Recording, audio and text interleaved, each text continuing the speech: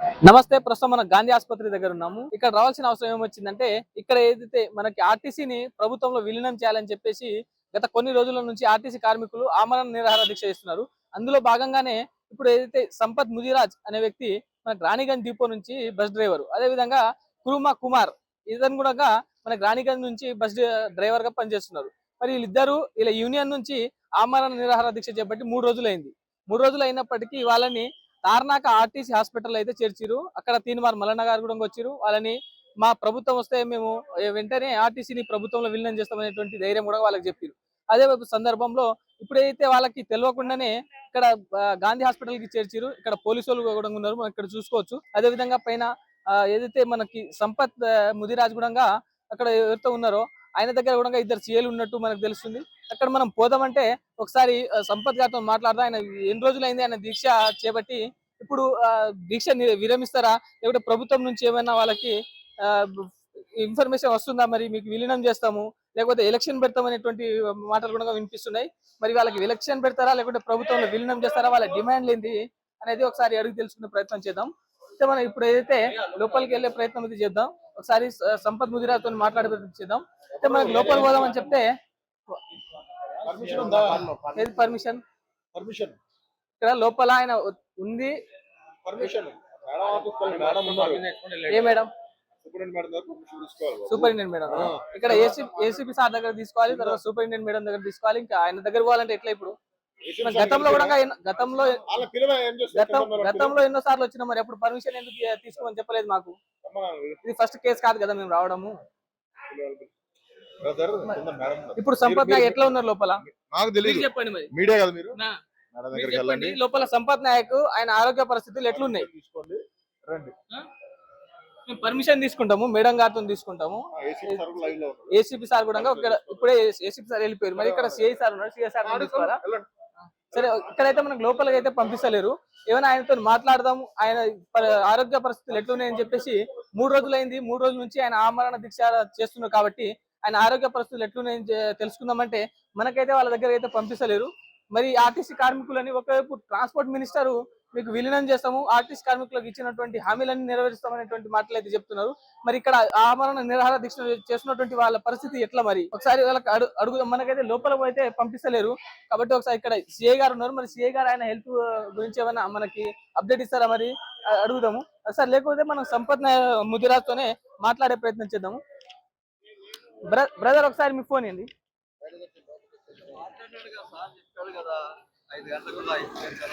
ఒకసారి మనం సంపత్ ముదిరాజ్ తోనే ఫోన్ మాట్లాడే ప్రయత్నం చేద్దాం.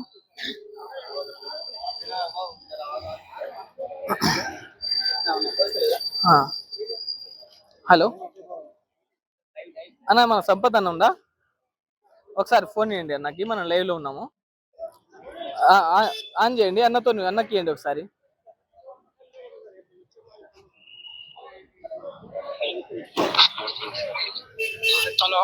హలో అన్న, సంపత్ అన్న నమస్తేనా? అన్న నమస్తే. ఎవరన్నా? అన్న నేను వేద టీవీ నుంచి రిపోర్టర్ ని మాట్లాడుతున్నా. మీరు లైవ్ లో ఉన్నారు ఇక్కడ. మీరు ఇక్కడ ఎక్కడ ఉన్నారన్నా? ఇప్పుడు గాంధీ హాస్పిటల్ ఉన్నానా? నేను గాంధీ హాస్పిటల్ గేట్ దగ్గర ఉన్నా. నాకైతే లోపల రాణిస్తలేరు మీ దగ్గరికి. అన్నా మరి మీ ఆరోగ్య పరిస్థితి ఎట్లుందన్నా? మీరు ఎప్పుడు దీక్ష చేపట్టిరు? మీరు విరమించే అవకాశాలు ఏమైనా ఉన్నాయా? మరి నేను 25వ తారీఖు ఉదయం పొద్దున 10 గంటల నుంచి నాకు దీక్ష స్టార్ట్ అయింది. ఓకేనా? మధ్యరాత్రి తెల్లారుజామున 1 గంట, మధ్యరాత్రి అంటే తెల్లారుజామున 1 గంట ప్రాంతంలో సుమారు 50 మంది పోలీస్ సిబ్బంది మా ఇంటికి వచ్చి తలుపు కొట్టడం వల్ల నేను డోర్ తీసినాను. పోలీసు వాళ్ళు నన్ను దీక్ష శిబిరంలో నుండి తార్నాక హాస్పిటల్ కు తరలించడం జరిగింది. తార్నాకల్ ఏ హాస్పిటల్ అన్న? మా ఆర్టీసీ హాస్పిటల్. ఓకే. ఆర్టీసీ హాస్పిటల్లో సూపరింటెండెంట్ స్థాయి డాక్టర్ గారు మా ఆరోగ్యాన్ని పరిశీలన చేయడం జరిగింది. ఓకే. ఆ ఆరోగ్య పరిస్థితులలో blood test, sugar test, urine test, ఈ 3 టెస్టులు చేసి మీ ఆరోగ్యం క్షీణిస్తుందని చెప్పిండు మాకు. మేము ఫిట్ గానే ఉన్నాం సార్, ఇంకా 10 రోజులు కాదు, 15 రోజులు కాదు, 30 రోజులైనా దీక్ష చేయడానికి మేము సిద్ధంగా ఉన్నా అని చెప్పినాం. లేదు మీరు ఆరోగ్యం మీరు ఇట్లా నిరాకరించొద్దు, నిరాకరిస్తే ఆరోగ్యం క్షీణిస్తుందని చెప్పడం జరిగింది.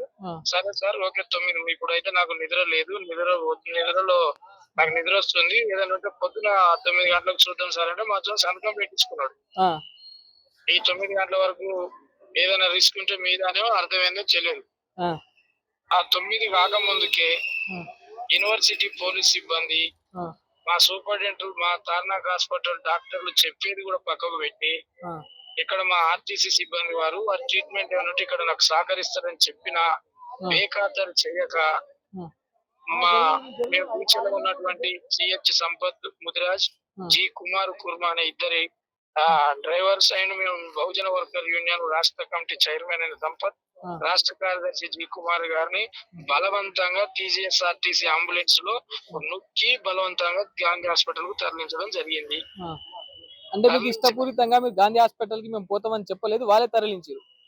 బలవంతంగా, ఆ, ఇష్టపూర్వకంగా కాదు, ఆ, బలవంతంగా నివారించిన ఆ, లెక్క చేయక ఆ, ఓ ఉద్యోగి అనే ఒక సహచర ఉద్యోగి అనే మానవత్వం కూడా లేకుండా ఆ, మా పైన ఉమ్, గట్టి గట్టిగా మాట్లాడుతూ అంబులెన్స్ లో ఆ, వీధి రౌడీల కంటే హీనంగా కుక్కి ఆ, మమ్మల్ని బలవంతంగా ఇద్దరు పోలీసు సిబ్బందితోని ఆ. గాంధీ హాస్పిటల్ కు తరలించడం జరిగింది. ఇప్పుడు మీ దగ్గర ఎవరైనా పోలీసు వాళ్ళు ఉన్నారా? ఉన్నారు, ఎస్ఐ గారు ఉన్నారు, ఎస్ఐ గారు ఉన్నారు, ఏఎస్ఐ గారు ఉన్నారు. ఆ, ఉమ్. మరి ఏమంటారు ఇప్పుడు పోలీసు వాళ్ళు, ఏమంటారు మీకు? గాంధీ హాస్పిటల్ కు వచ్చిన తర్వాత కూడా ఉమ్, సివిల్ డ్రెస్ లో ఉన్నటువంటి ఆయన డాక్టర్ ఆయన మేనేజ్మెంట్ తెలియదు. ఆ, ఆయనే మా పైన కూడా గట్టిగా అరుస్తూ ఆ, ఎమ్మెల్సీ చేయాలి, ఆ, మా రూల్లో మీరు మా రూల్ ప్రకారం మీరు మెలగాలి, ఆ, మీరు ట్రీట్మెంట్ కు సహకరించాలనేది గట్టిగా అరిసి ఆ, దానికి మేము తిరిగి సమాధానం చెప్పడం జరిగింది. ఆ. దాన్ని నివారించడం జరిగింది. ఒక ఉద్యోగి పైన మాట్లాడే విధానం మార్చుకోండి అని చెప్పడం జరిగింది. ఇక్కడ కింద కూడా ఏసీపీ సారు, మన సిఐ సార్ ఉన్నారు. మాకు లోపల పోవాలని చెప్తే మీరు ఇక్కడ సూపరింటెండెంట్ పర్మిషన్ తీసుకోమని చెప్పేసి మీ దగ్గర పంపిస్తలేరు. ఆ, మరి ఎందుకు పంపిస్తలేరు సార్ అంటే మాకు లాండ్ ఆర్డర్ నుంచి పర్మిషన్ లేదు అని చెప్పేసి అంటున్నారు. మరి మీడియాకి లోపల రానిస్తలేరు, ఎందుకు మరి ఇదంతా చేస్తున్నారు వీళ్ళు? మీడియా వారు వచ్చి మమ్మల్ని డైరెక్ట్ లైవ్ లో తీసుకుంటే మా తెలంగాణ రాష్ట్ర రోడ్డు రవాణా సంస్థ ఆర్టీసీ కార్మికులు కూడా ప్రశాంత వాతావరణంలో ఉంటారు. మా ఆరోగ్యం క్షీణించింది అనేది కూడా అన్ని యూట్యూబ్ ఛానళ్లలో, వాట్సాప్ లలో పంపడం సహచర మిత్రులు పంపారు. మాకు కూడా ఫోన్ కాల్స్ వస్తా ఉన్నాయి.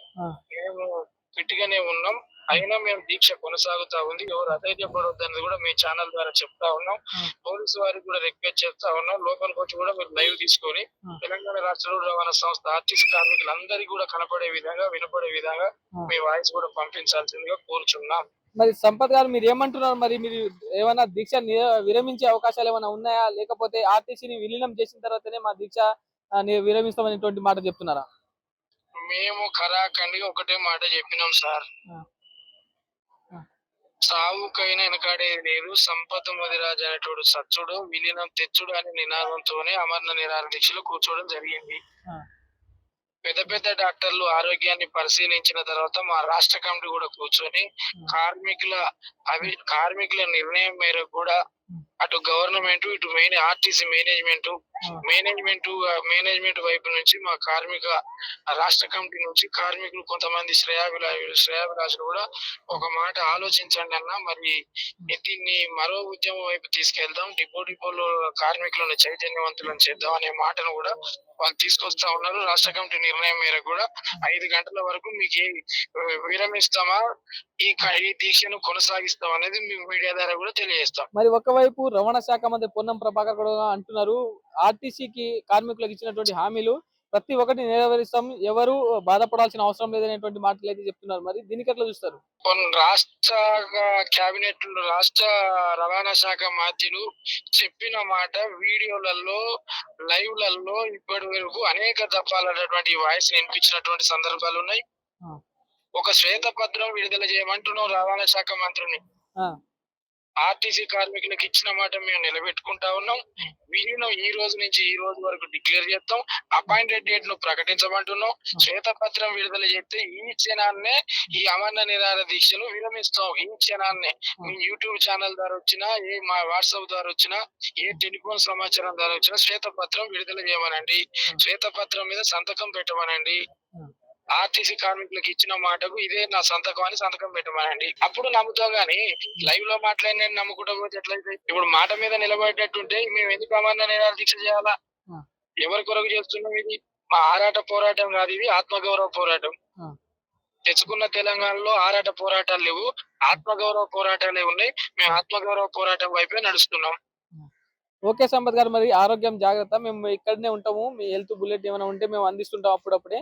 మీరు 5 గంటల వరకు మీ యొక్క అప్డేట్ కొరకు మేము వేచి చూస్తాము. ఇక్కడనే ఉంటాం మేము. Thank you sir, thank you, ధన్యవాదాలు సార్. మరొకసారి మీ తరపున కూడా గవర్నమెంట్ కు చేరవేయండి, శ్వేతపత్రం విడుదల చేయమనండి. ఒక్క సంతకం అయినా చూపించినా కూడా బేషరతుగా మేము ఇప్పటికిప్పుడే ఈ క్షణాన్ని అమరణ నిరాహార దీక్షను విరమించుకోవడానికి బహుజన వర్కర్ యూనియన్ సిద్ధంగా ఉంది. రాష్ట్ర కమిటీ కూడా సంసిద్ధంగా ఉందని మీ ద్వారా తెలియజేస్తా ఉన్నాం. Okay okay right. Thank you sir. అయితే చూసినాం కదా, మరి అయితే ఇప్పుడు ఆమరణ నిరాహార దీక్ష చేస్తున్నటువంటి సంపత్ ముదిరాజ్ కూడా మేము 5 గంటల వరకు మాకు ప్రభుత్వం ఏదో ఒకటి చెప్పాలి, ప్రభుత్వం చెప్పిన తర్వాతనే మా ఆమరణ నిరాహార దీక్షను మేము విరమిస్తాం అనేటువంటి మాటలు అయితే గట్టిగా చెప్తున్నారు. మరి ఇక్కడ ఉన్నటువంటి గాంధీ హాస్పిటల్ పరిస్థితులు చూసుకుంటే మనకి లోపలైతే పంపించలేరు. మాకు ఏదైనా సరే ప్రభుత్వం నుంచి మాకు శ్వేతపత్రం విడుదల చేసినప్పుడే మేమైతే మా నిరాహార దీక్షని విరమిస్తాము, లేకుంటే మేము చావు కూడా వెంటాడము, మేము చావుకి వెనకాడమంటి మాటలు అయితే చెప్తున్నటువంటి పరిస్థితి కనిపిస్తుంది. మరి ప్రభుత్వం దగ్గర నుంచి ఏం రెస్పాన్స్ వస్తుంది? ఇక్కడ పోలీసుల నుంచి వాళ్ళకి ఏమన్నా ఒత్తిడి ద్వారా మీరు దీక్ష విరమించాలనేటువంటి మాటలు అయితే చెప్తున్నారా, లేకపోతే ఏం చెప్పదలుచుకున్నారు? మరి ఇక్కడ ఆర్టీసీ కార్మికులు గత కొన్ని రోజుల నుంచి అనేక యూనియన్ల ప్రెసిడెంట్లు అందరూ ఆమరణ నిరాహార దీక్ష ఎందుకు చేపడుతున్నారు? మరి ప్రభుత్వం ఇచ్చిన హామీలను ఎందుకు నెరవేర్చలేదు? ఇదన్నీ మనం ఇక్కడ ఉండి అప్పటికప్పుడు మీకు అయితే అప్డేట్ అందిస్తామని చెప్పేసి వేద టీవీ ద్వారా మీకు లైవ్ అందిస్తున్నాం. కాబట్టి కెమెరా పర్సన్ నరసింహతో నేను సీతారాం.